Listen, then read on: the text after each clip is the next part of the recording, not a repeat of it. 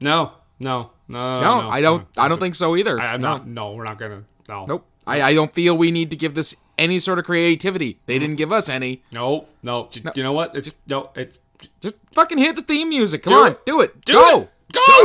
Milosh. You know when I pick a movie, that's when I'm under pressure now. The question always comes back to me, what were they thinking now? Whoa, what were they thinking?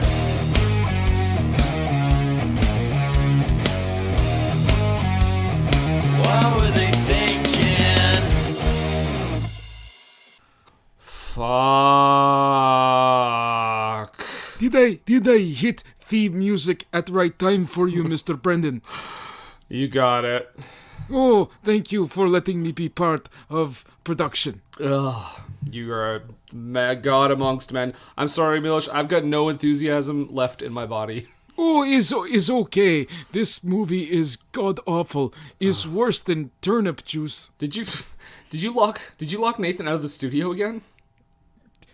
No.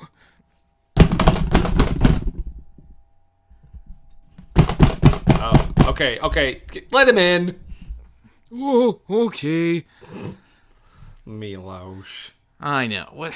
Weird how I was able to record that part of the opening with you before he locked me out. He must have shoved you out the door. He's for a small Eastern European man, he has the strength of 10. And how? Right. Well, most of the strength is in the mustache. It's like Samson. It's a sad day.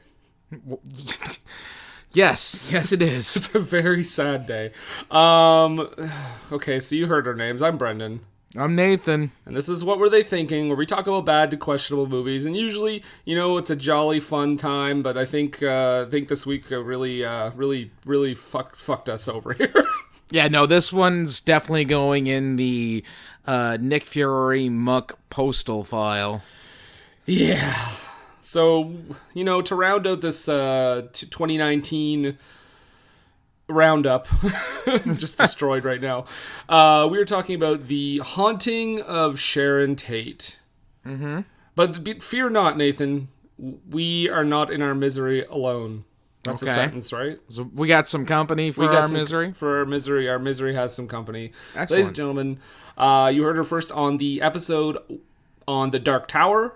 Ladies and gentlemen, welcome back, Amanda, who is also a Jedi. What's up? Thanks for having me, guys. This is like my favorite movie ever.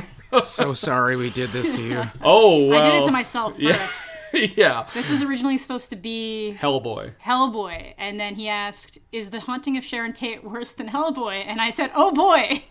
Is it ever? Is it ever? It's just worse in every conceivable way.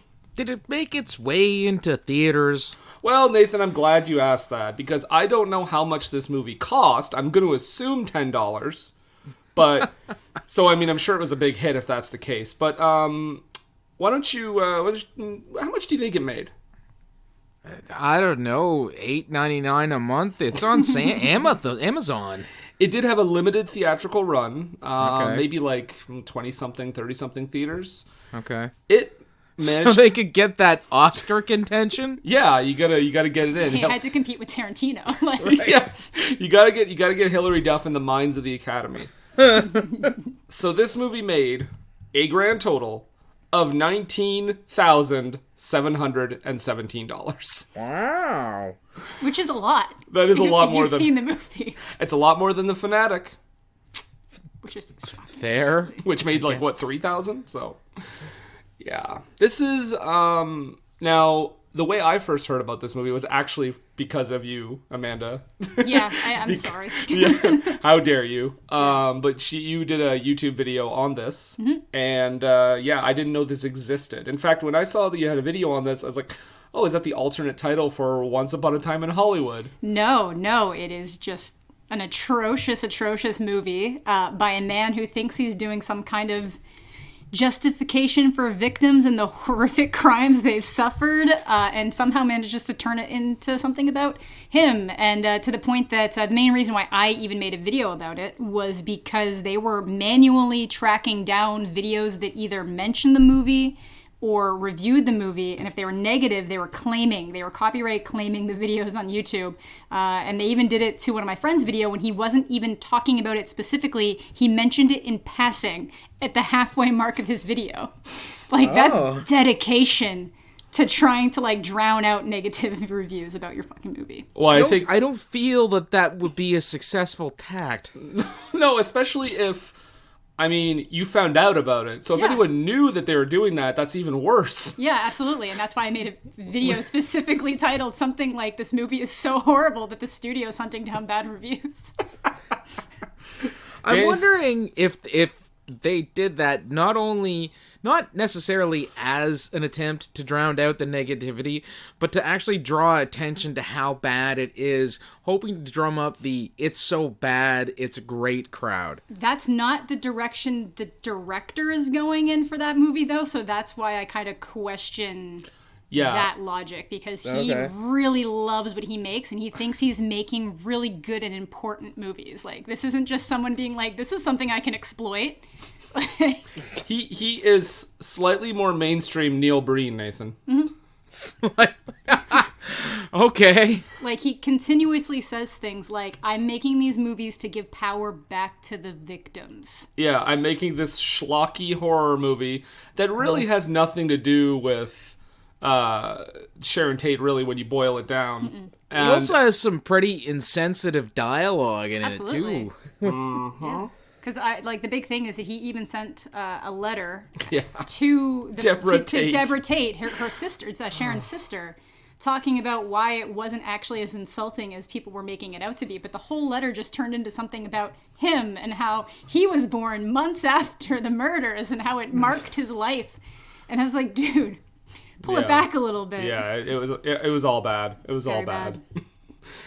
Yeah, Debra Tate didn't care for this movie. When at the same time, I mean, we were going to dive into this movie, just going to give a little bit of context before we get into this, but Debra Tate didn't care for this movie one little bit. She didn't care for the letter. For comparison's sakes, when Quentin Tarantino made Once Upon a Time in Hollywood, he actually went to her to sign off on it, and the only thing she asked him, I believe, was to not release it on the anniversary of Sharon Tate's death, and then she said the script. She liked the script, and she was okay with the movie. Yeah. So there you go. All right. Oh, but the Haunting of Sharon Tate, guys. Let's fucking do this. Okay, if we must. I gotta say that this movie taking itself super seriously is clear to me right from the get-go, because we start with a fucking Edgar Allan Poe quote. Right? Yeah, I know. Is all that we see or seem but a dream within a dream? Well, actually, before we get the Edgar Allan Poe quote, we find out that this is a Saban production. Yeah. I was super disappointed that there were no VR troopers in this movie. Oh, Saban, Power Rangers. That would have been such a great crossover. Yeah. That's how Sharon Tate got out. Exactly. Power Rangers showed up. Ay, Rangers! The Manson family strikes! Okay. Let's try not to be as disrespectful as this movie was. They started it. They did. Oh, Thursday, August 1st, 1968. We meet Sharon Tate, played exquisitely by Hilary Duff. Like my childhood gone right out the window right there. Who, I gotta note that her performance as Sharon Tate, especially when you compare it against Margot Robbie, it's like watching like a high school play. Absolutely. like 100%. You're trying to take my baby. The acting across the board is like amateur at best. Which is kind of a shame. I mean, I don't know how much of that is the actual acting choices or the director. By the sounds of it, he's probably pretty loony. Well, I'm going to put a little bit of the blame on Hilary Duff because she is the executive producer. Oh, all right then. Yep. So, nice try, Duff. Now, it's been a bit since she's done stuff, and I think she has done, like, I don't know, grown-up-esque movies, but was this some sort of weird attempt to shed that squeaky clean image of hers? I guess? I don't think so, because they're literally going back to Lizzie McGuire right now. Like, that's what she's currently working on, is the Lizzie McGuire reboot. Okay. I don't know, because I asked the same question, because in his follow-up movie, The Murder of Nicole Brown Simpson, they got Mina Savari. Yeah. Who is like American Beauty, American Pie, like very well-known actress, but I heard that has more to do that she just can't get work anymore because of like some Weinstein thing. Stuff. Yeah. Duff doesn't have that excuse. No. So I don't know. I think that she might have actually fallen for the whole, we're giving power back to the victims. And somehow they convinced her that, like, yes, this is a good idea. You should also give us money. This is not insulting. Yeah, honestly. But we start off with the premise that Sharon Tate, you see, she had these visions. She had these visions that she was going to get, her and her friends were going to get murdered by the Manson family. That's the first thing right off the bat. It's like, fuck you. Yeah. Fuck you. Yeah. If this is a movie about just random stock characters and that's your premise, okay, whatever, it's stupid, move on. But the fact that he tries to, like, rewrite history with this bullshit, Yeah. it's like, come on. I feel, just to let everybody in the audience know, get prepared. There's probably going to be a lot of exacerbated sighs from me. Because this movie... Yeah, like you told me as you were watching it, this was the longest 90 minutes of my life. Just about, or the one I can remember the most recent anyways. We get a lot of news footage of the bodies. We get real footage, because that's... I find that the most insulting. Yeah. Is his insistence on using, like, actual victim footage Yeah. in a movie that just really kind of exploits the whole situation. Which makes it... But it does end up giving us one hilarious moment later when Sharon Tate is remembering her wedding, and they cut to real footage of which she looks nothing like that. like- Nothing at all. Yep. Nothing at all. So like, so if people who don't know much about it are just like, why are we watching this random couple? They couldn't have got like some guy to just stand in as Roman Polanski for that one little flashback. No, that would have been insulting. Yeah, you don't want to insult the legacy of Roman Polanski.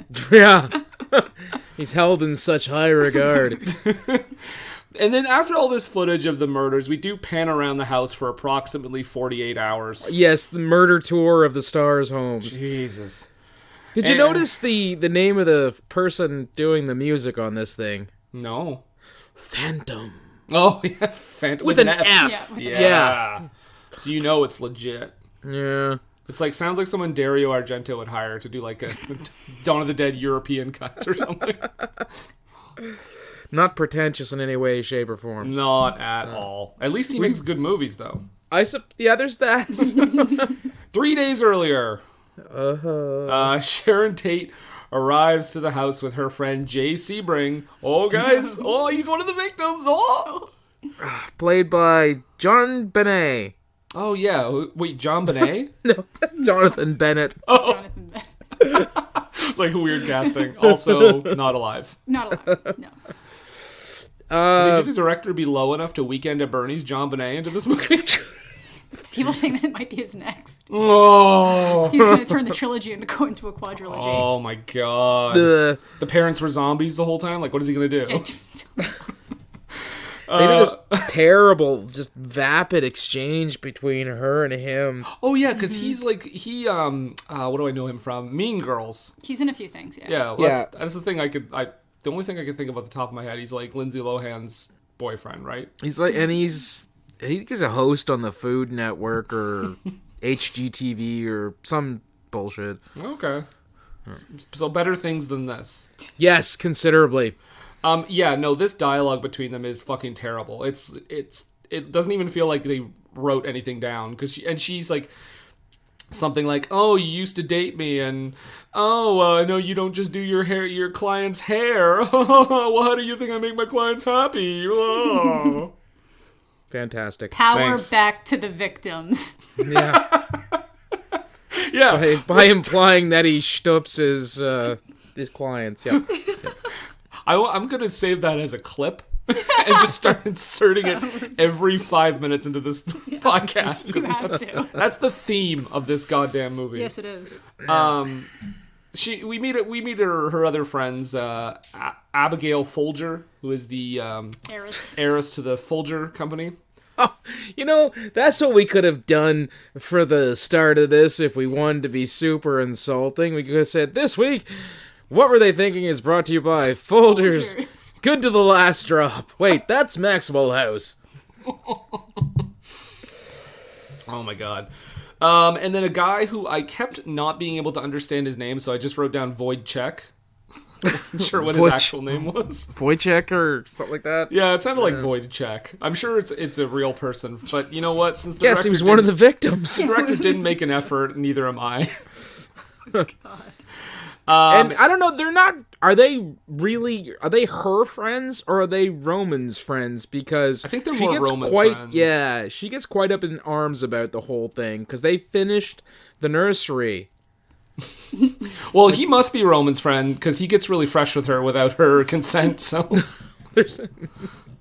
but yeah, and then we find out that they're very disappointed that Roman is not there because he's out promoting Day of the Dolphin, which I don't know. Never got released. He wasn't promoting it; he was trying to finish it. He was trying to finish it. Was Day of the Dolphin not made by someone else? I'm pretty sure. Because I think he never finished it. He never finished it, but I think someone else made it. Because I remember, I think George C. Scott or something was in it. Did they?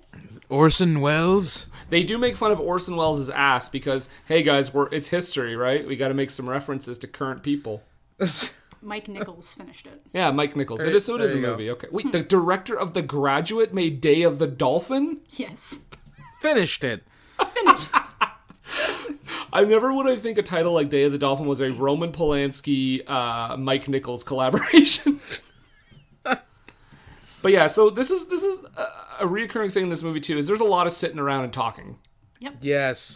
They're smoking and drinking, and the Wojciech starts talking about how he met Roman at a party or something about how he was a troublemaker, and Roman was like, "I respect you," and he got him to make his first movie. If I remember, the story was this Wojciech fella was trying to get into a school dance, right? And Roman was like a school monitor or something, trying to keep him out. So it was a middle school dance, I guess. That's what you're saying. Mm-hmm. Yeah, that's it. That's that. He calls him a dwarf. I mean, if that is any more insulting. So yeah. Besides, we all know who the real dwarf is. It's Matthew McConaughey. Tiptoes, better movie. Not on our podcast. So yeah, they start talking about. They just start talking about nonsense, like nothing. And Sharon then, oh my god, this comes up 2 or 3 times. She's like, do you believe in fate? Do you think the smallest decisions can change the course of everything? And constant. Because that's a thing you just casually say, right? Yeah, absolutely. Well, hippies in the 60s, right? But there's no lead up to it at all. Yeah, but they don't think about choices. They're hippies in the 60s. They're just we're just floating around, man. Choice is an illusion. Yeah. I feel like this is where they just really start kicking in with the insensitive dialogue super early, because Folger says, your life is working out exactly how it's supposed to. Mm-hmm. And your baby is gonna be just fine. Just fine. We also have Sharon is confiding in Jay that she thinks Roman is having another affair. And then she said he pretends to love me and he just lies to me, and I believe him. That's our relationship. And I think the sister was pretty upset about that too, because Roman Polanski, not a good guy, obviously, but I think she was mad because she said that they actually really loved each other. She was okay. I think that was definitely one of the contributing things. Yeah, they just took a lot of liberties of things that might have been revealed or slogged out after the murders and put it as something that the characters in the moment would have been aware of. Mm-hmm. So it's almost he's an awful person, but I think there was some genuine affection. I think that stuff that happened after anyway, didn't it? Did it not? Yeah. Oh yeah. So they find some like weird Ouija thing in the cupboard. Yeah. It's called like Kabbalah or something. Yeah, the Kabbalah. Like the religion of Madonna. And they start playing with it. And they start going like, this is another like fucking driving it home. Like, well, it's weird too because it's supposed to be a Ouija board type thing. They couldn't get the rights. But it's a I think that's because doesn't Milton Bradley or one of those game companies own the rights to that game? Yeah, absolutely. Yeah. Which is really shocking when you consider the fact that they okayed like 2 Ouija movies, but wouldn't the second give this one was movie the really rights. good. I know the second one was really good, but that means they let them make a second one after they made the first one, and they couldn't get the rights to use it in this. They called up Milton Bradley and they were like, no, no, I think so. God, no. Oh, get out. But I think this was a real game, wasn't it? It might have been, but it looked like it was bought at a fucking dollar store. Well, it's supposed to look aged, so. But this is like a thing where they're spinning it and they're like, oh, is she gonna have a beautiful baby girl? And it's like, no. And they're like, oh, you're gonna have a boy. And then they go, is Sharon gonna have a long life? And then as it's about to spin, they get a knock on the door. And I guess it's Charlie Manson. Just like, hey, what's up? Yeah. And then he leaves. But as Sharon turns around to see who it is, it lands on no. And the reaction from the friends is almost as if they're like, holy shit, this is like legally binding. Like, you're gonna die now. They're all of a sudden like, this is for real. After they were just like laughing and joking about it. Yeah. Oh, and it was legitimately a game. Okay. Yep. Gotcha. Well, okay. You get a point, I guess. Movie. And then minus several million for several, yes. Yeah, so Charlie is sent away. Now we get Sharon in bed, which there was a shot that kind of looked like something out of Paranormal Activity. Like, it looked really awful. Like, in that movie, it's supposed to look not great. Yeah, so that's like its whole shtick. Right, but in this one, it's like, no, that just looks like a horrible shot. Yeah. It's like filmed really terribly. But Sharon is like wandering through the house for what seems like a million years. Well, she gets woken up because her friends are like banging super loud. Yeah. It's a horror movie. And then, I have to check that off. Right. And those are like the strangers are in the window at one point. Yeah, they might as well be, right? Yeah. Yeah, no, and I think this is when the someone drops off an envelope. Yes. And Wojciech is all like, get out of here! And Sharon is like, I want everyone off the property that shouldn't be here. And it's so much filler. There's so much filler in this movie. Speaking of, we get the first of gajillion drone shots. Yeah. It's like, you gotta justify the fact that we spent $5,000 on this. Exactly. We paid for the drone, we might as well use it. At first I actually was like, oh, helicopter. No, that's a drone. Just rented it for the day. Yeah, exactly. Yep. So are you referring to this scene where Sharon and Abigail are taking a walk? Oh, and did you find in this that the audio seemed like it was 80 yard? Yes. Mm-hmm. Especially Abigail. Like, whenever she spoke, it did not sound like... It was matching up with... Yeah. Like, the lip syncing was fine, but it did not have the sound quality of them talking outside. No, it sounded like they were in a room, like they were in a podcast studio. My guess is that they very well could have like recorded outside, and then they had like too much background noise that they didn't know how to deal with, and then had to just reshoot what they said in a studio and just sync it up. Didn't try to match the where they were in the location or anything. Yeah, exactly. Daniel Farrands, filmmaker. And this is where we learn that Abigail's like, look, I've cut off all outside connections. Just focus on your baby. And Sharon is a little bit indignant. Like, what she says, I'm not like does she say invalid? I think she does. Yeah, she says like, I'm not an invalid. I can deal with this. And then we meet two of the Manson family followers. Two ladies. Yeah, just bustle right on. And just give these like looks and then just keep walking. It's like school bullies. Like yeah. the school group being like, you're next, and then just keep going. And I guess we're supposed to be like, oh shit, it begins, but like nobody cares. No. Right. They do, however, come across Sharon Tate's dog, who has been viciously ripped apart. I wrote down, did we need 68 shots of that? No, that was excessive. It was like shot, like, when we saw the dog, it was shot like a fucking rave video. Like, Two murdered dogs in a row for us here. right? And last week as well. I guess a kid last week, too. Yeah, Technically. Yeah, I suppose. But after they see the dog, they go back. We meet another gentleman staying on the lot named Stephen Parent.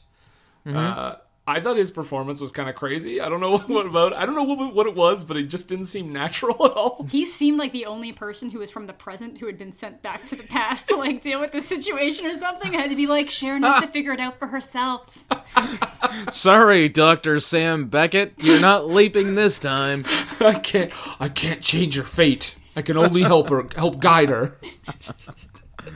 Yeah, it was weird. Also, like, everyone in this movie feels like contemporary, like modern. Like, Yes. they don't feel like they're in the 60s. No, it's like they give. I feel like Duff even seems like she gets like a southern drawl. At one point, yeah, I noticed that too. And it's like, is that your way of trying to make her sound like she's from 1969? Like, do you have to give them a southern drawl in Los Angeles? Like, You see, 50 years ago, everybody was from the South. Los Angeles is south. Yeah, Los Angeles moved from Texas to Los Angeles. But yeah, so this Stephen Parent gentleman is apparently there, and he's like working on his car or something. I don't know. I just read that. No, he's almost like a groundskeeper type. Yeah, / mechanic. Well, no, he's working on his car in his off hours. Mm-hmm. Yeah. I wrote down at this point that nothing has happened in 30 minutes. Really, when you boil it down. Well, no, you got some bipolar friend strife, because at one point she's like, I can't stand them being here, and then she's like besties with Abigail again, and then she's mad at them again. Yeah, it's like back and forth, and I know that they might just be like pregnancy hormones, but it's just excessive. Yeah, Daniel Farrands is like, I know pregnant chicks, don't worry about it. Or it's almost like that they might have filmed out of order, so it was like, right now you need to be mad at them, and then the next day it was like, okay, now we're going to do the ones where you're not mad at them, but then they all just intersect in between one another. And they didn't take notes about what her emotions were in each scene. Yeah, exactly. But then after all this, Sharon has another moment where she's wandering around the house and she hears a song sung by Charlie Manson. Let's use a real Charlie Manson song. Great idea. Well, Guns N' Roses did it. Yeah. Guns N' Roses make better music than this movie. Yeah, it was on the Spaghetti Incident, and it was a hidden track, so jury's still out on better music. But she seemingly has a sort of a premonition here, right? Like, yeah.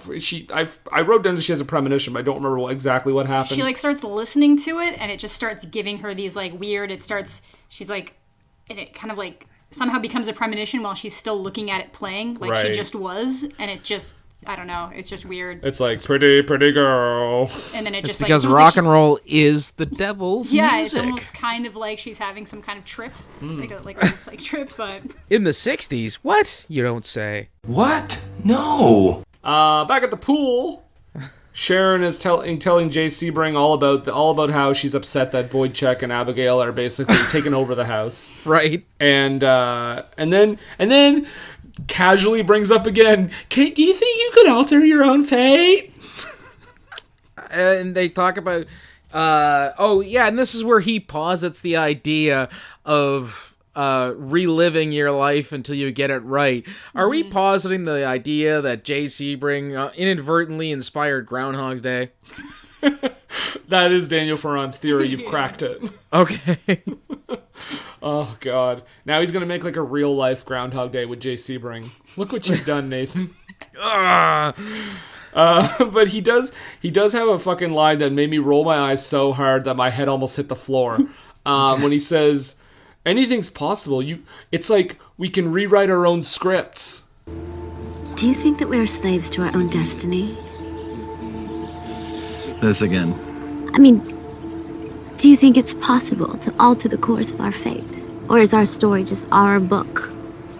written before we're even born. I like to think that anything's possible. I think there's infinite choices, infinite realities. We're probably living out different versions of our own story for, who knows, probably forever. At least until we get it right. I guess in movie speak, it means we can rewrite our own scripts. Oh, no. Yeah. But we always arrive in the same place. What? Okay, movie. Just kill someone. Like, Yeah. I'm sorry. I know this movie's about real people, but just do something. Later that night, someone sneaks over to the door and slowly waves at Abigail while she's in bed, who for some reason just casually waves back. Yeah, just nonplussed. Nonplussed about it. There she goes into the award nomination for September. Another girl finds Wojciech and points a gun at him. Mm-hmm. But here's my question, though. So this, I mean, spoiler alert, this whole thing ends up being a premonition, right? This whole scene it's here. a dream. Yeah. If it's Sharon's dream, why would we see what's happening in the other rooms? You're asking for far too much logic for this man in the film that he created. So, but like, I'm not missing something, right? That's a huge leap of logic. Yes, right? it is. But if it's a dream premonition, maybe we're supposed to be seeing it as Sharon sees it in her head. But and I'm really stretching here. Yeah, I think I just pulled something. I was gonna say, because she wakes up after that, and I'm like, okay. I was like, because there's the ghost tape machine. It goes on again. Because my question was, because at first, obviously, I didn't realize that this was a premonition and was hoping against hope that we were rounding the corner to the end of the movie. 36 minutes in. I didn't check. I was just like, man, please let that be the thing. How did that get reloaded? And then was like, this brutal murder reenactment. I was like, this seems really excessive. Well, that's the thing. It's so schlocky and so like exploitative. Thank you. Yeah. That it's like, it's just because that's where Tarantino saved himself. It's the murders never actually even reach the Tate house in his movie. It just completely shifts everything, and it's Once Upon a Time. It's a fairy tale. Oh, so it kind of goes like Inglourious Bastards then. Yeah, absolutely. Like that's what it is. It's an altered history thing, but it's like in the title, Once Upon a Time in Hollywood. It's a fairy tale. Yeah. And about guys, 1960s Hollywood. Can't stress enough. If you want to see a good movie about Sharon Tate, watch that one. Yeah, like that movie actually made me care about Sharon Tate as like a person and as like a dimensional person that has like hopes and dreams. And a movie about Sharon Tate shouldn't make us say, "Oh, just die already." Ouch. Oh, it's not. That's the fault of the director. It is, yeah, because 100%. That's why her sister didn't like it. So 100%. So she wakes up the next day, and Wojciech and Folger are making breakfast. Yep. Why does she hallucinate the dead animal in the fridge? I don't know what that had to do with anything. It's to add a jump scare. It's literally just to break up the monotony that you've experienced for the last 36 minutes. Yeah, because she doesn't see other dead animals, so it's not supposed to be tied into whatever psychic powers Sharon Tate is supposed to have had. The only thing I could possibly think of that the director might have been thinking is that it had to do with her seeing her dog, but it wasn't a dog. It wasn't a dog, So, exactly. It was like a squirrel or something. Yeah, she's like, oh my god, that squirrel in the freezer. Oh, it's gone now. All right. And moving on, I guess. Yeah.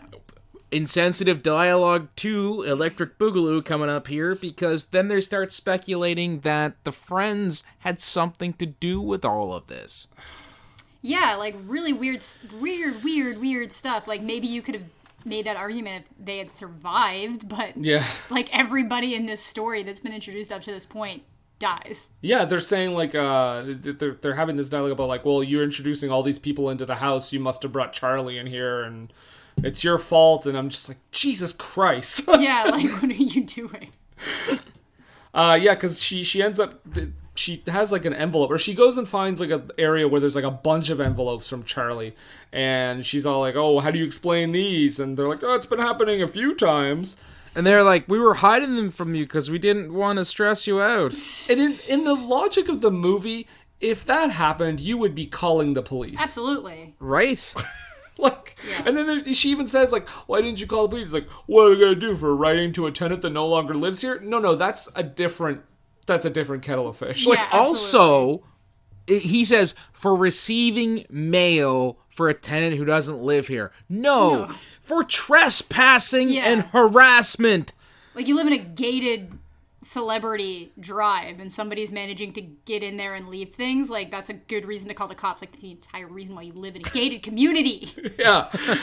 They have worse security than fucking Devon Sawa and the Fanatic. Right. Amanda, you should see the Fanatic. I have. Oh, you have? I have. I'm working on a video for it right now. Oh, so good. So at this moment, after they have their argument, Sharon goes to see Stephen Parent to have a heart-to-heart because, I don't know, reasons. But she does have a question for him, though. She asks him how a record player would suddenly turn on by itself, because that happens as well with that Charlie Manson song. Yeah. And but that's the thing. It did it in her dream. Yeah. In her dream. That's what I mean. There's the logic of this movie kind of jumps around, and it's almost like maybe he decided later on it was going to be a premonition and not something that was actually happening. Because it is like, it becomes the haunting of Sharon Tate, but it actually is more like not even the possession, like the Premonition of Sharon Tate is what it actually ends up being. And then like, I wrote down, though, this setup is almost like how a porno would start, because she walks up to him and he's got like no shirt on, he's working on his car and stuff. Back into the trailer, Mrs. Tate. Yeah. Oh, you need help with your ham radio? Yeah. And then she plays it, and he's like, oh, there's backmasking on it. Which is horseshit. 100% horseshit. That was just a thing that was made up. Right. I don't think that ever legitimately happened. No. Nope. No. I have to discredit the writing of this scene for this exchange when he goes, I guess I enjoy figuring out how stuff works. Well, keep it up and you may become a world-famous inventor one day. What, me? Yeah. Nah. I'm just the kid from El Monte who works part-time in a stereo store to save up enough money for college. And I'm just a girl from Dallas whose military dad moved the family every few years and never had any friends. Yeah, but look what you became. A world-famous movie star. Hardly world-famous. Well, you are to me. like, thanks for telling us what we didn't need to know. That's literally like the description of the characters. Yeah, it's like they just read like the log line for each character. Yeah.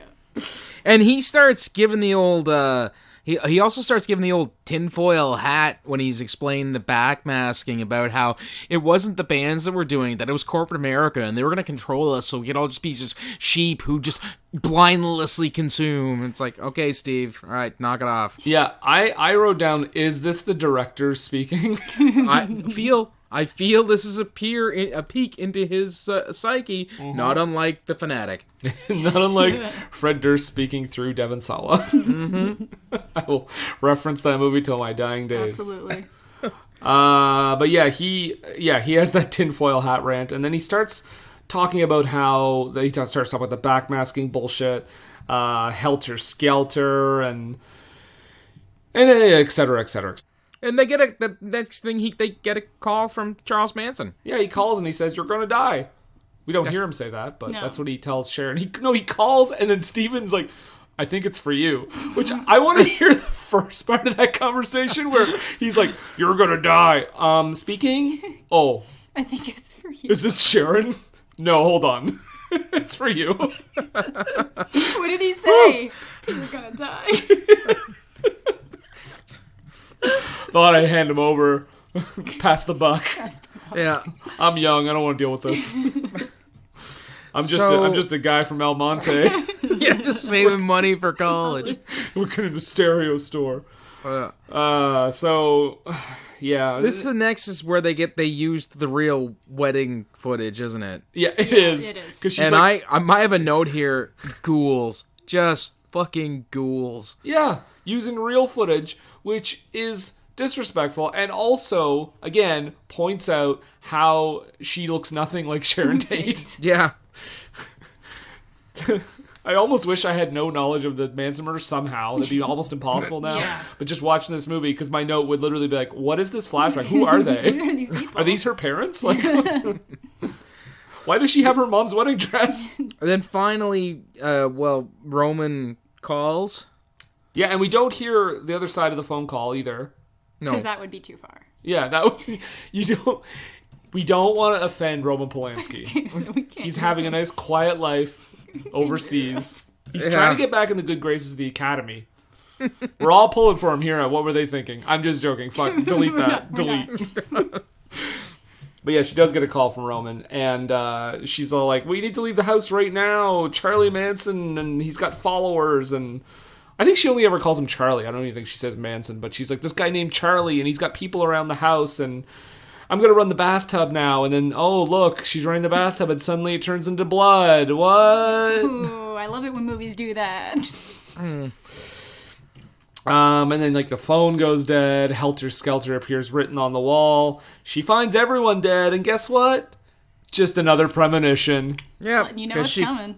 laid down and went to sleep in Steven's trailer for some reason. Yeah. She's braver than most. And he says, well, you know, you said you didn't want to go back to the house and you just wanted to lay down. And then she's like, oh, I think I'm going to have the baby.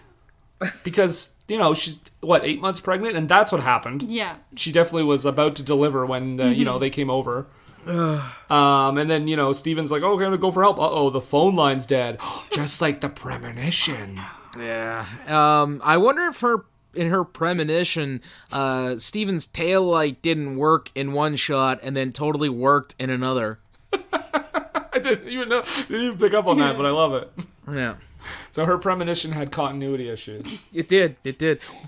Well, actually, that's not even that's not the premonition, because that's all this stuff is what really is happening next, right? All right. Yeah. And the stupidest thing about this is, like, he's supposed to be this, like, mechanical genius, and he gets in his car and it just doesn't start. Well, he's been working on it. Yeah, but I mean, it's like that horror thing where the car doesn't start, but this is one of the most egregious, like, why? Yeah. Why wouldn't it start? Come on. But he finally, he gets it going, and Sharon gets in the car with him, and then they try to leave, and then they can't. Yeah, they see, like, Tex and the two girls. I think, was there only 3 of them? Yeah. Okay. Yes. Well, they see them, and then they end up backing up into the fence and running out. Which, like, when you're in a car, you're in a little bit of you have an advantage over the people that are on foot. Yeah, I'm not sure. Thing is, they see he has, like, these are clearly people who are meeting them hard. Yeah, And so you run them on- over. Yes, thank you. You thank run them you. over. You're in a car. He's driving a 60s Mustang. That thing would plow through them and probably the little car that they were driving, and they would just drive on down to Tremonte or whatever and call the cops. This, and I wrote down too, I'm really loving this ear ringing sound effect that went on for about 10 minutes. Like, it's I don't care for it in general, but I get it when it's like in a war movie and a bomb goes off like next to someone's ear or whatever, or a bullet. But in this movie, it made no sense. It's like, why throw this in here? Why do they have tinnitus from, like, hitting a fence? Yeah. You know? So they hightail it back to the house, and they're like, quick, lock all the doors. And I'm like, are you the ones that are just literally swinging windows? Oh, and at this point, I wrote down that I now know why the 2 Manson girls weren't given that much dialogue earlier, because they are terrible. They start singing this little pigs, let us in. We'll huff and we'll puff and we'll blow your house in, which they say, 5 times or something? Yeah. Something like that, yeah. Yeah, and I really wanted Sharon Tate to be like, not by the hair of my chinny chin chin. I was like, that would have just sealed the deal right there. Debra Tate would have been like, and that chinny chin chin thing, that was the worst part. But they all make it into the house, except for Jay Sebring, who just leaves the door wide open. But the window, the doors are just giant windows. Blocking them serves no purpose. All they need to do is huck a lawn chair through it, and they're in the house. And if we're going with the premise, now I understand the real thing, it was completely unexpected, and everyone got, brutally murdered. But if we're going with the premise where everyone is now aware, there's only 3 of them. And there's what? 1, 2, 3, 4, 5? 5. So, I mean, if we're going with the premise that they know now that these people are coming in, they are at an extreme advantage. Right?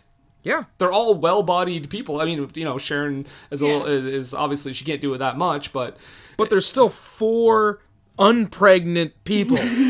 Yeah. Yeah. And Jay Sebring's like a big dude. Like, you got Wojciech and... yeah, he's in pretty good shape. Yeah. I don't think he was in real life, though.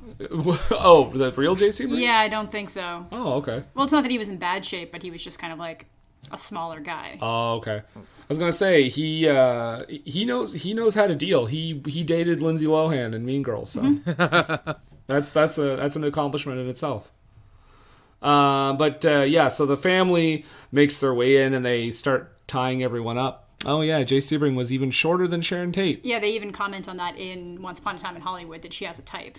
Yeah. Because the more accurate representation, which still changes history. It's goodness gracious. Yeah. But the family have everyone tied up, and Sharon is like, "Oh, this is what I saw in my premonition." And then things take a drastic turn. Yeah. Because it doesn't play out like it did in realsies. No, she manages to stab Tex with a penknife. Abigail, or Coffee Girl, manages to smash a girl's head off her namesake table, killing her. Stephen, meanwhile, is starting to try to put the radio together so he can call for help. Yep. And the other Manson lady is just like walking around the house, runs into Wojciech. Wojciech kills her by smashing her in the face with the back of a toilet. Yeah. Just toilet lids her. It's great.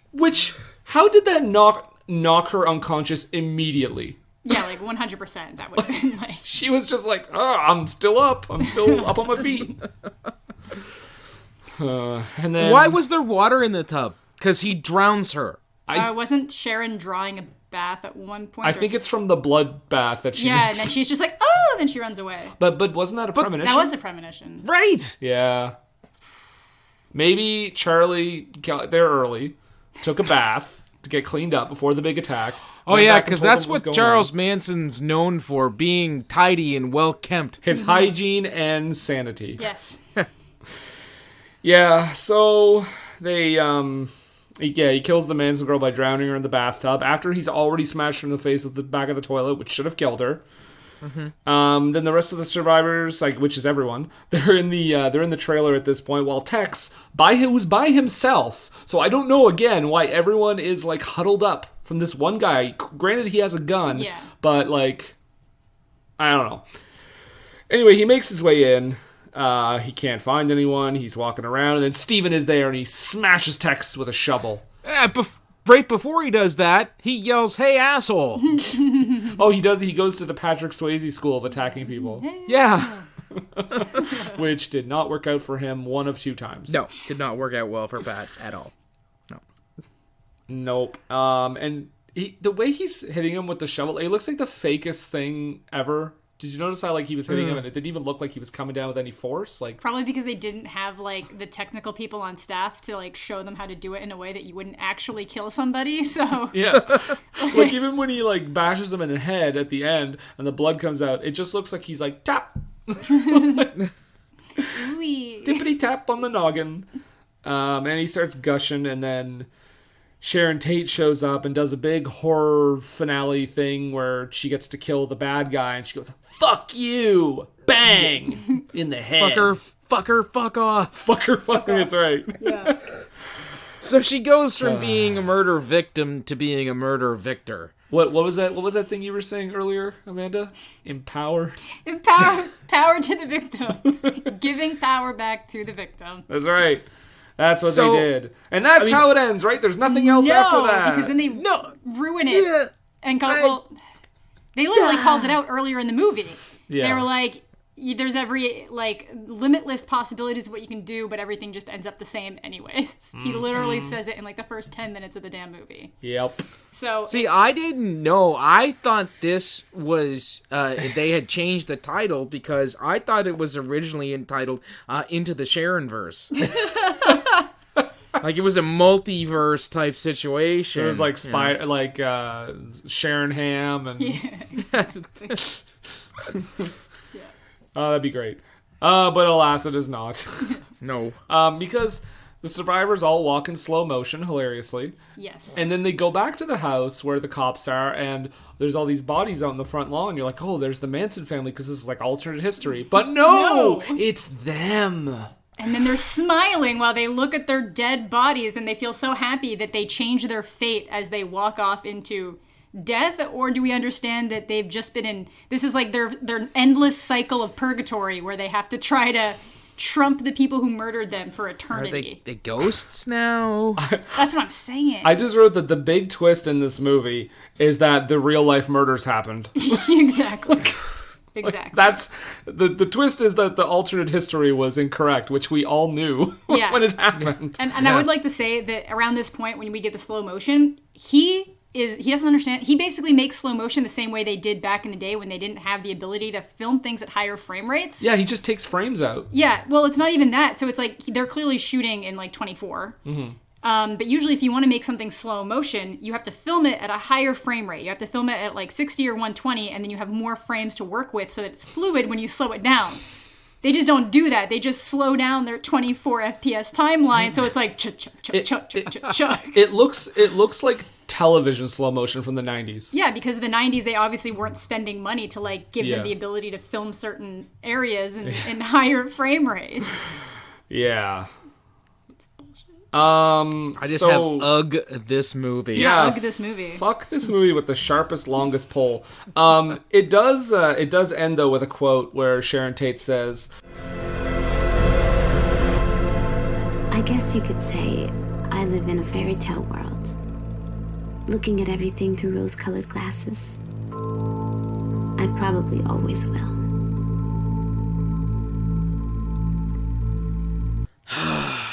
"Wow, guys, that hits you. That hits you hard."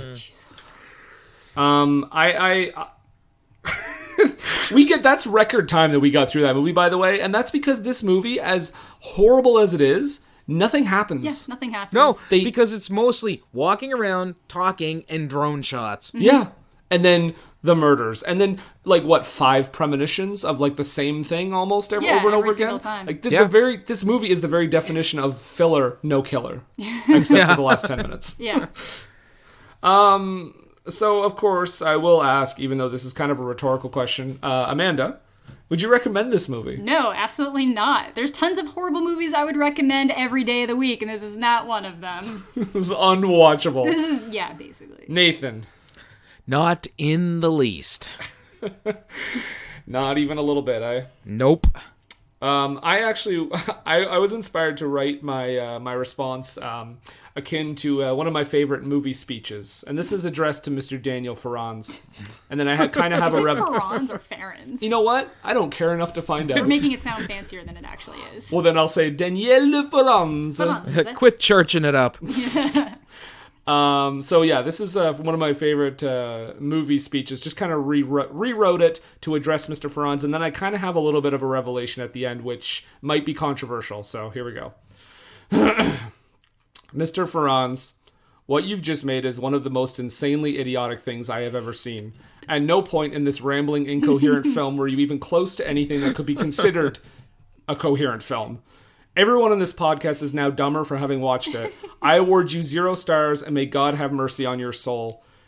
And Nathan, I'm going to unleash this, and it's going to be controversial.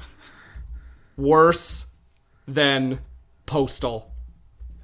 That's a bridge too far for me. I stand by it for me. Okay. That's fine. It's just... And it's not by a lot. Yeah. But there's just something about this movie that just pushes it over the edge. Maybe the fact that it was I don't want to give praise to Postal, but this is like, there's so much filler that at the very least, Postal was...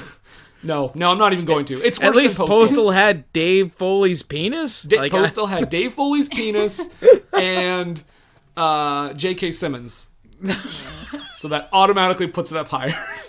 Because I don't think there is one single redeeming quality of this movie. No, I don't think so. I can't think of a single one. And it's just like, it just turns into exploitation horror at the end, which is fine if it was about anyone else. Like a fake character doesn't exist in real life. I'd even be happier if he like committed to that. If he was just like, I don't care, they're dead. I'm just making this movie because I want to make it. But to actually think that he's doing something like good, that's ridiculous. That makes it even worse because this movie is so sure of itself as like a great film. Like it takes itself super seriously. Yeah, Yes, but again, I feel, for me anyways, it's not worse than Postal. Hey, you know what? I said it was going to be controversial, but I'm standing by it. So now we are a house divided. We are. It took, what, a year and a half for me to find something worse? And I think I have. This was the drizzling shits. So, that being said, we're going to take a brief break now, and we will be right back. What were they thinking? What Were They Thinking is brought to you by HostGator. HostGator is a leading provider of shared, reseller, VPS, and dedicated hosting solutions. Award-winning support is available 24/7, 365 days a year via phone, email, and live chat. Discover why over 9 million websites trust HostGator. Use the coupon code SCHLOCK for 25% off your first purchase. That's SCHLOCK, SCHLOCK, for 25% off your first purchase. What Were They Thinking is brought to you today by GameItAll.com. Whether it's video game news, the latest in music, or movie reviews, GameItAll.com is your one-stop shop for all nerdy talk. What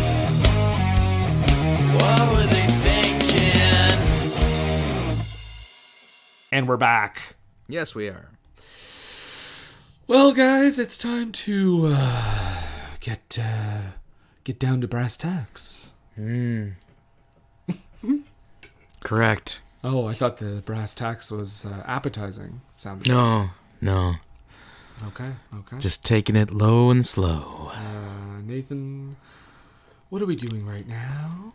We've got our best NPR voices on because it's time for the low haiku. Yes, the low haiku, 17 beautiful syllables to break down the horrific mess that we just unpacked. Amanda, as our guest, would you like to start off with your haiku? Sure. Wait, what? How many syllables did you say it was? 17. Is it 17? 575. Oh, I did 757. That's okay. I messed up. Okay, this is my Just do it. my bad haiku that I just came up with as I entered this home to film this podcast. This home. Power back to the victims? I don't think so, Dan. Your entire career is a sham. Ooh. Extra points because you did rhyme it. I tried. Yeah. All right. Exploitative shit. Debra Tate should be angry. It's worse than Postal. We'll have to agree to disagree on this one. That's fine. I respect your opinion on Postal. Okay. I just want to let you know, I'm not writing one. This movie's just not worth it. Oh crap, I wrote one. You tricked yourself. Sly pooch. Sly pooch. Oh boy. So before we get to the next section of the podcast, Amanda has something she would like to inform us of. Oh, a tidbit that's interesting? It's an interesting tidbit. So this director originally started his career by making some like pretty good documentaries about horror movies. Okay. And then somehow flipped his career into making this horse shit to try to give power back to victims. That's the tagline. It is. That's the tagline. But like the thing is he always uses actual like footage that could potentially trick some people into thinking that there's some kind of like biopic documentary aspect to the drivel that he's trying to make. And I just don't understand how someone who can actually weave together enough of a documentary based on things that aren't real can create such exploitative bullshit about things that are real. I don't get it. I was really hoping that was gonna be like, he started his career out making some really good pornography, and then some of my favorite stars. You do not want to know what his original plans for Sharon Tate were. Oh, God. Sharon Tate? Zing. Nailed it. Good Lord. Still not worse than anything he did. Oh, Nathan, we all talked about this horrific thing, but yep. what do we always say? Well, we always say, don't take a word for it.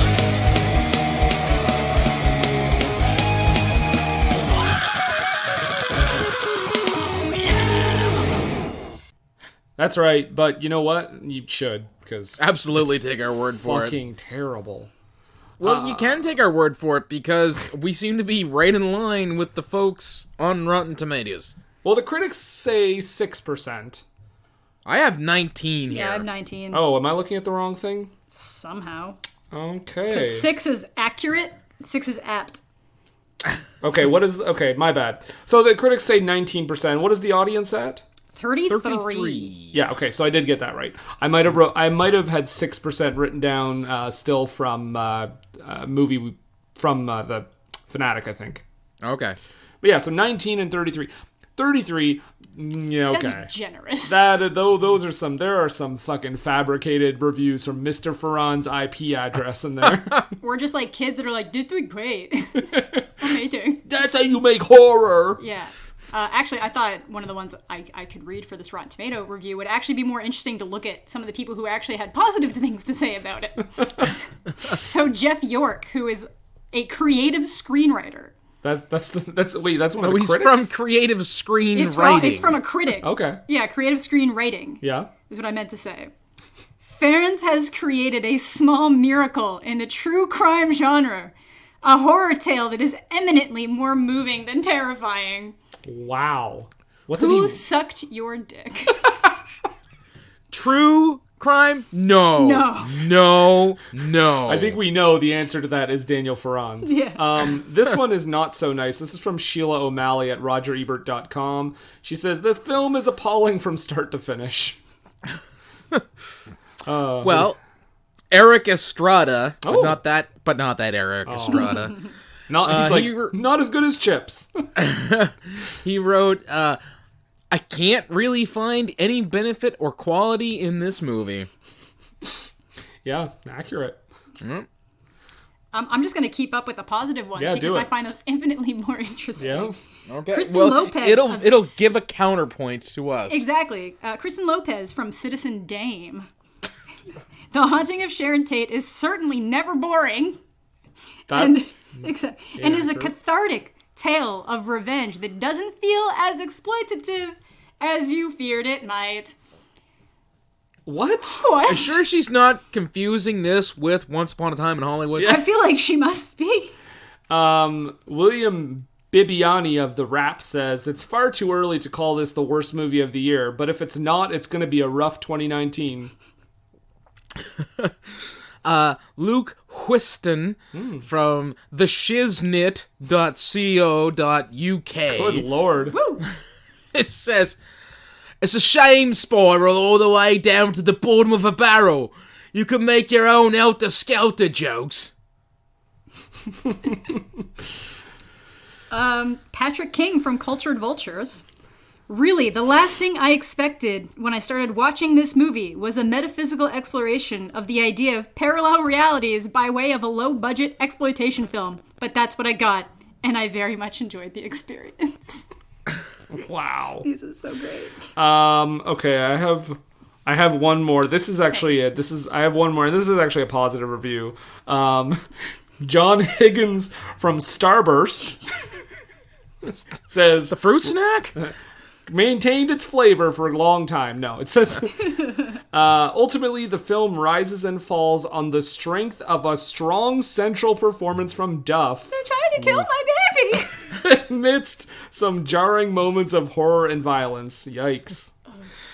I got one last one myself from Pat Padua from Spectrum Culture. He writes, destined to become a VOD dare for the kind of movie watcher who likes to smell a carton of spoiled milk out of curiosity. AKA, here's your movie for the podcast. And I have one last one as well from Lori Kikta from Film Threat. Gave it a 9 out of 10. Yikes. A 9 out of 10. Wait, you say Lori Farrands? Lori not Farrands. It will make all those who see The Haunting of Sharon Tate examine the Tate murders and maybe our own lives differently. No, it won't. No, You're it wrong, will Lori. absolutely not. What is wrong with you? You are false. 9 out of 10. All right, well, now that we've read some of the critics, I guess we should go into the Oh, I'm really scared to go into this area for this movie. But Well, I don't know, 33, they seem to be in line with our thinking. Mm-hmm. The audience reviews, Nathan. I'm going to read this first one here. This is a 5-star review from Anonymous. They didn't leave a name for obvious reasons. Yeah, because they should be ashamed of themselves. The feelings of helplessness and vulnerability, the play on alternate realities and destiny, question of fate and destiny, all made the film great. I think this movie was better than some big screen films this year. I honestly do not understand the bad reviews. Makes me wonder if someone purposely sabotaged the film. Great job, Hill! So, like, this person feels that they're on a nickname basis with Hillary Duff. Yep. Okay. They're bros. I got one from Luke D with a 3.5-star review. It's pretty simple to the point. Yes, good job, Hillary. Well, to keep in line with your guys' 5-star and 3-star ratings, Arthur H. gave it a 5-star. Writes, better than expected. Do not get carried away by criticism and put together your own judgment. It's a very good movie. Oh, no, sorry. It is very good movie. There, that makes more sense. 5 stars. I will read the one negative review that I wrote down here, just because I thought it was kind of funny. From Jack P, he gives it half a star. He says, a boring movie. Sharon Tate is having a bad dream and then the killers come. We got one, Andrea D, 5 stars. I was shocked that Hillary was able to pull off the intense scenes and hype. She really nailed playing Sharon Tate. Didn't. The cinematography in this film is so beautiful. I think this film is more of and I just can't bring myself to click on the rest of the review because it's better to leave it to the imagination. This film is a what? Leave it in the comments section. Disaster piece. Exactly. I've got Linda S. here, 1 star. She writes, what a disservice to the deaths of so many. An odd review. Odd review. 5-star review from Reviewer says, having researched the Manson murders and the Manson family, I can say that the film is a great addition to the Manson movie collections. I enjoyed that the film is based around the interview Sharon gave years before her death.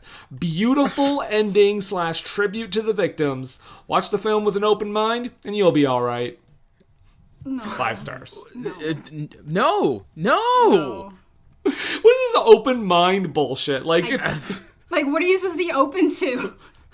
I'm open to a horrible movie. Watch it like that and you'll enjoy it. Ugh. I got one. I got one. Go ahead. Sorry. Yep. Half a star. Victor. Watching this dog of a movie, I wanted to slip the rope over my neck like the one Sebring and Tate were hanged with. Oh my god! Holy shit! Victor! Ooh.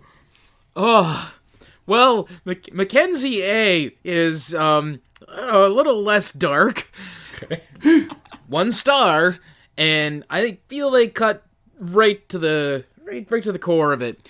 The people involved in this film should be embarrassed. Yeah. Yeah, That's it. Yeah. exactly. Absolutely. Apt. All right, I've got 2 more, I think. Okay, here's my next one. 5 stars from Lilu S. Hillary did a magnificent job. I feel like most of the negative criticism the movie has got it's because these characters were real people brutally murdered. Otherwise, the movie wouldn't be tagged as insensitive. But I'm actually proud of Hillary for doing this movie and stepping out of her comfort zone. Lydia Hurst, my next one. Lydia Hurst, Tyler Johnson, and Ryan Cargill did a good job too. It's a great movie. Oh yeah, Lydia Hurst. Oh yeah, we didn't even mention. Yeah, we didn't mention the fact that's Lydia. She's like great granddaughter of like the legit Patty Hearst, right? Well, no, daughter to Patty Hearst. Yeah. Was to be granddaughter to William Randolph Hearst. And that little bit of casting is a little wink wink to the audience. Because she plays an heiress to the Folger Company, huh? Yeah. Daniel Farrands, I see you. Get out of my way. No name review. 5 stars. Very entertaining movie with unexpected end. What do you mean?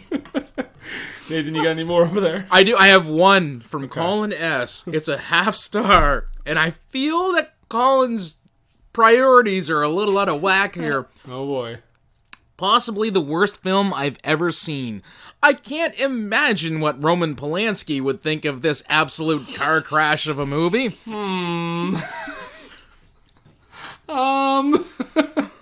I don't care what he thinks. Nope. Nor should you, Colin S. Colin S. God damn it. Alright, I've got one more. From Kevin F., 5 stars. I was actually very surprised that the movie was so good. The acting was on point. The drama was good. The ending was a twist I did not see coming. I definitely recommend this to any horror fan. 5 stars. You didn't see the murder You coming? No, he didn't see the real life twist coming. Oh my Okay. God. I can't. All right. I think we nailed that one. I think so. Okay. Wow. Again, this is record time because there is no plot. So, There's nothing here. Amanda, thank you very much No, for thank you. bringing this movie to my attention. No problem. And joining us for this episode. You did this to us. You have a YouTube channel. You're a CNN star. Go ahead. I am. Plug your stuff. Yeah, so you can find me on YouTube, Twitch, Instagram, Twitter, all those places, at Amanda the Jedi. You can even follow me on Letterboxd if you like reading reviews and stuff there. Also Amanda the Jedi. And you can check out her 5-star review of The Haunting of Sharon Tate. You can, yes. And his follow-up movie, The Murder of Nicole Brown Simpson. Oh, coming soon, Nathan. Coming soon. Please, must we? Maybe. It's got Mina Suvari. Yeah, there you go. It's got American Beauty in it. Wait, that sounds like I'm referring it to Kevin Spacey. Let's not, yeah. Wouldn't that be wild if he made that movie like this year and he put Kevin Spacey in it as OJ?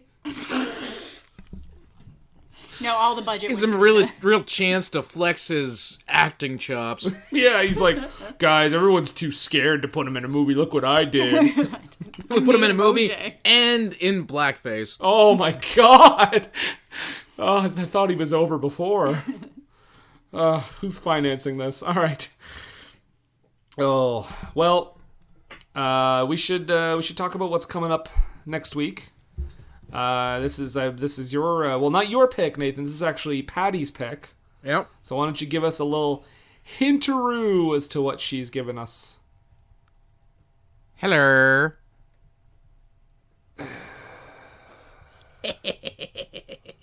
No. Oh, maybe I should hold my postal comments for next week. All right. I don't know. You know, the last one didn't get it, so Yeah. Yeah. Well, that's going to be next week then, so that's what we're doing. But until that's then... future Brendan's problem. Yeah. Fuck him.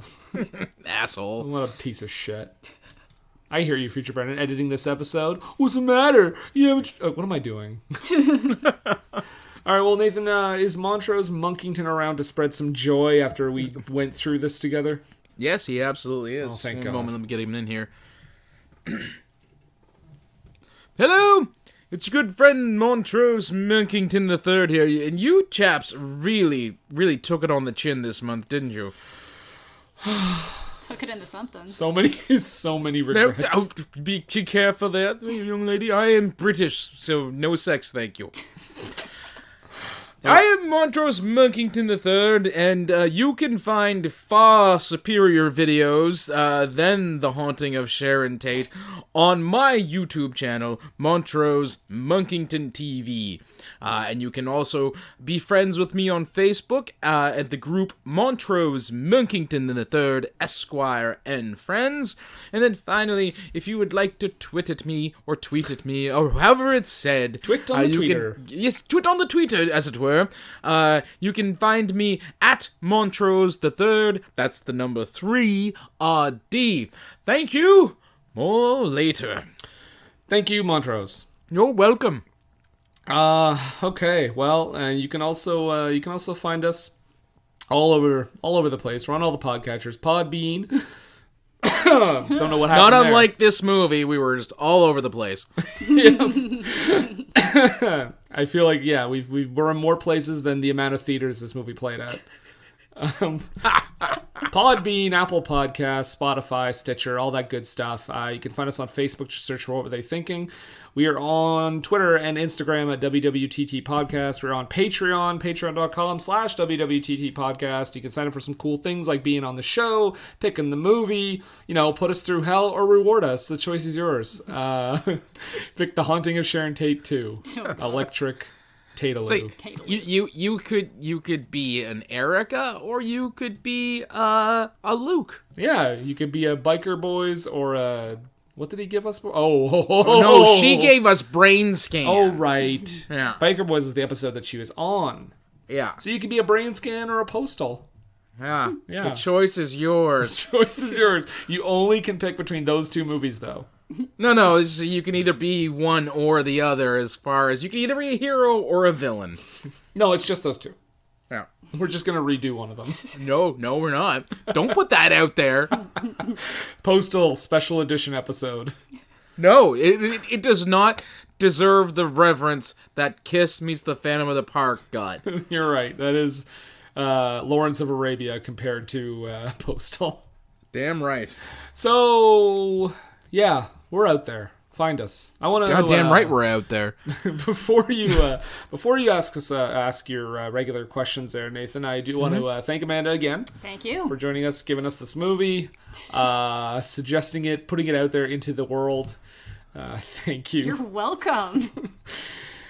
So, Nathan, you got any questions?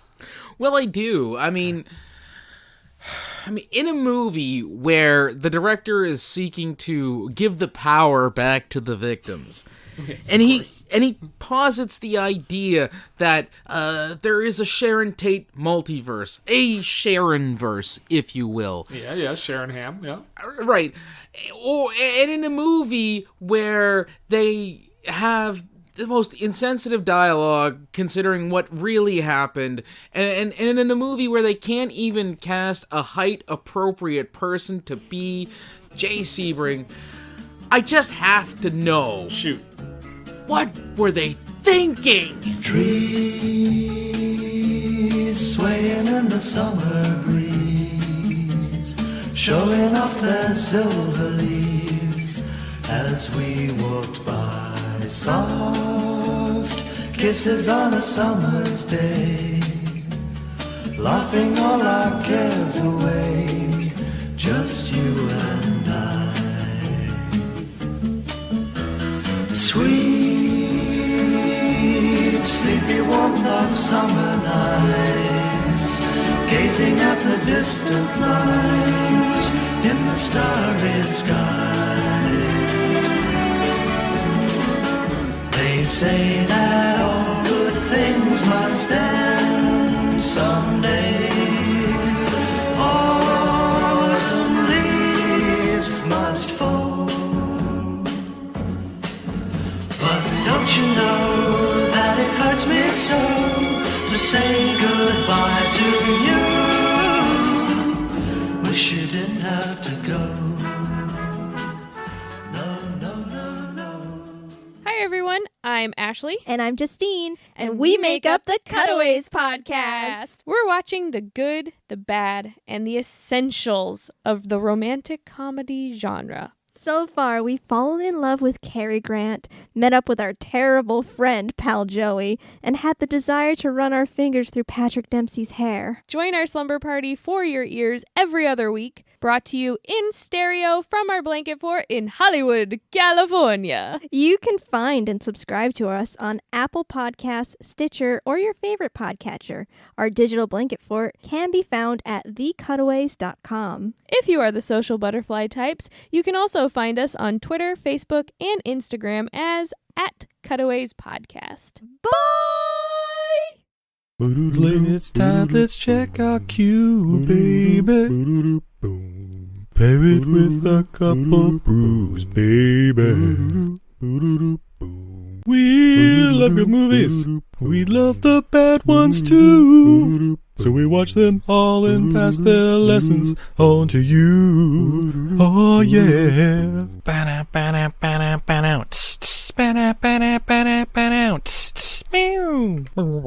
Everything I learned from movies helps to make life a little bit groovy. With a one-liner plot holes and gratuitous movies. It's time to get busy with your friend Steve and Izzy at eilfm.podbean.com.